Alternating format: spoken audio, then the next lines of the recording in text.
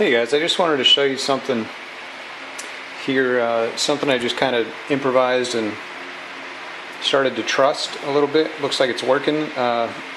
Cleaning up some of the paint scuffs just in transport from the garage to my kitchen where I'm building. It's you know, any contact, like I just use very generic project paint. I think it's just called flat white paint, and 2 coats. There were a couple spots where you know, 2 components tapped against each other. And that was enough to make a difference and influence the white consistency. Just basically because a tiny part chipped off and what's under it is black, so it's clearly visible. So there are a couple spots. This guy actually dropped down the kitchen sink. You remember I was so proud of myself for putting that stupid stopper in the sink, and of course this shit's taken a long time. So over that course of time I removed the stopper, and when I was removing the tape off of my CPU block from the painting, one of the ends of the tape grabbed this next to it on the countertop, and when I just pulled the tape, this came with it and flew into the sink and down the disposal. I cleaned it off pretty quickly, but that shouldn't even really matter. Watch this. So this is a cup that had a significant volume. I'd say probably about 3/4 of a cup of paint thinner, and I had it just kind of available. I was trying to clear this up. This is my brush from last night, and that's the line, I guess, about where this was soaking in. Over time, just the last probably 2 hours, this has evaporated significantly, and there's just a bit left. And what's interesting is that the remaining paint thinner is heavily laden with paint itself. So after my success touching up, rather removing black specks that it got on the white stuff while I was painting the black stuff, after I used paint thinner to remove those black specks, I figured this might actually serve as a decent touch-up tool as well. Let's see. So I'm taking the brush sponge thing that was really soaked. Oh, you guys can't see that. Can't see that either. As you can see, I'm just getting that super crazy paint laden, let me turn the fan off. I'm just getting the super crazy paint thinner onto the Q-tip. Put the little sponge brush back. Now let's see if any of this detail is captured. We're not really looking at a good angle for light. Maybe that'll be a little better. That is a little better. There are a couple spots. There's the other one, I think.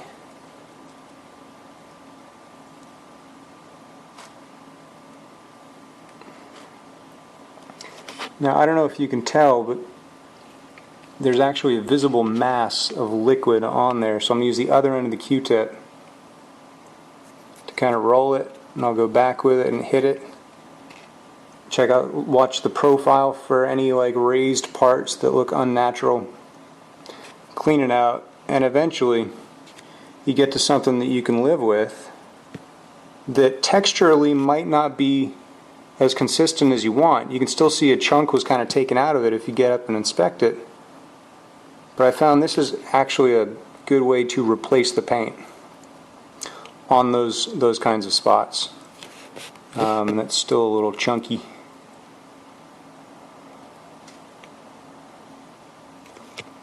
And I've got a fan sitting next to me that I've used throughout. So I'll just literally put this in front of the fan for 30 seconds, and at that point I'll probably be comfortable taking it inside. Paint thinner evaporates incredibly quickly. So that's a plus. And there might be some downsides, you know. I don't know if this is a reasonable approach to cleaning stuff or fixing stuff. This might, you know, like make it gooey or something long term or some shit. Like I have no idea. When I screw these in later, maybe I'll regret it horribly. But for now, and on the static parts that you don't have to move or, you know, wrench down at all, it worked really well. So I just wanted to share that with you guys.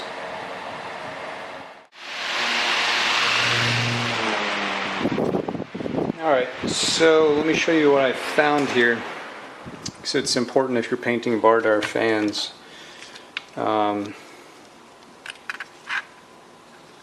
I didn't mask this off. I didn't mask this off. I actually painted both sides as best as possible, you know, as well as I could.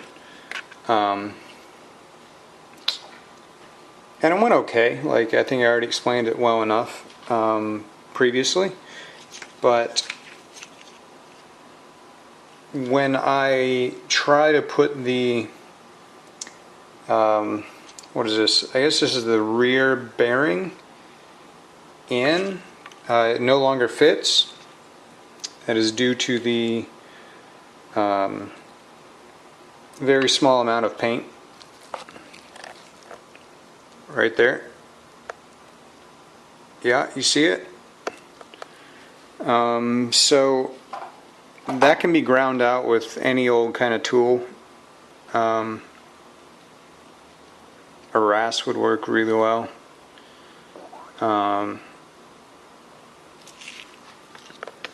Let me show you just 100% what I'm talking about. When I was disassembling these were flush and reliably so. So I have to put some force on that to get it to go in now.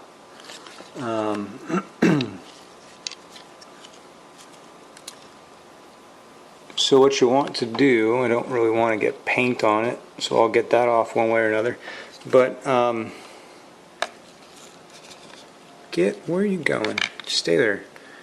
So I just wanted to make you guys aware of that. If you do plan on painting this face of the fan, be sure you don't let any paint get in there, unless, you know, you're willing to mess around with this. I already took care of those 3. It took a grand total like 5 minutes with hand tools. If you get, let's see, it's possible to actually look down in. I don't know if I can get the proper angle. Well, this top hole is wider than the second one down there inside of it. There's a lip that extends out towards the center, and if you get paint going in this hole all the way down this cylinder and then pooling at the bottom on that lip for the next hole, that might be, you know, a pain in the ass to get off. I guess you could just throw paint thinner at it. Just be aware of that, guys. So yeah, it affects. I knew there was probably going to be some goofy shit like that, and honestly, since I put 2 coats on this, look at that. Yep. Since I put 2 coats on everything, it's like a good possibility, I think, that the actual width, the total width from side to side, changed enough to affect probably the ease in which I'm going to be able to mount these. I'm always surprised stuff like that. Paint, you know, you think it's not really anything that takes up space, but when the millimeters count, it's it can be, you know, a game changer sometimes. Here's this cable I don't really know what the hell I'm going to do with. I have 4 of them. Yeah. Anywho, like I said, I painted this side before I realized I was going to have this side facing out. Didn't even need to paint this, but if you do want to paint this side and use this side visibly, well, no, if you want to paint this and you still want to use the fan without having to grind shit, then make sure you tape this off in some capacity. Yeah. Alright, so here's a video from Mr. Crashy. He needed some help understanding how the Vardar fans come apart. So I'm going to do my best to give a super quick summary. Of course they're already disconnected. Oops. Let's see, this is highly magnetic. This has metal in it. So when you put it on, it snaps in naturally. Keep that in mind. It takes some force when you're prying it apart for the first time just to overcome that magnetism. The sequence of parts, first is this washer on the post, the bright white washer.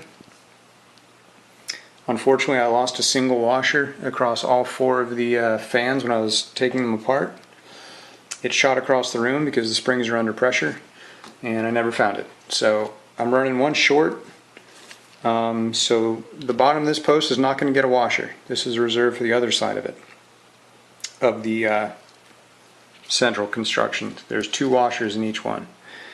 So the first thing that's going on, usually it would be one of these washers. Some of mine were bright white, some of them were clearish. The bright white ones appeared to be on the very bottom, but they also seem to be pretty damn similar anyway.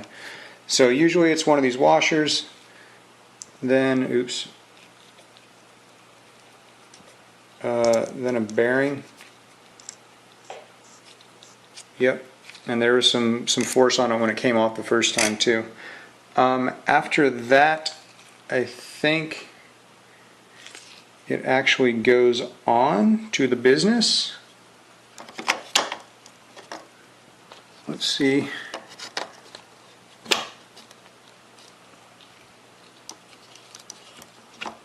Yeah. Then you flip it over to see the ugly shit that you've created. And then the spring goes in. And then the other bearing.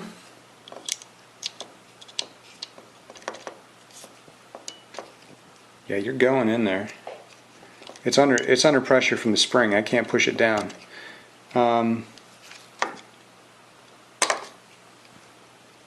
Tell me I did not lose the clip. Well, clip might be MIA. I need to check around for it. But long story short, the second washer goes on there. You push it all down somehow with a needle, I was told, and then replace the tiny clip. See, there's an example of the tiny clip, which is not getting focus. You can see it okay. It's kind of deformed. It was closer to a horseshoe before, and there should be one in each fan. So that's how you kind of take them apart. The first step is to pry that bitch apart, which is not easy with 2 quote-unquote needles. And as soon as you get that off, this entire construction is under pressure from that spring, so you must cover it in some capacity, forcefully. Otherwise, all the parts have a party without you. Yep, there you go, Crashy. I hope it helps, man.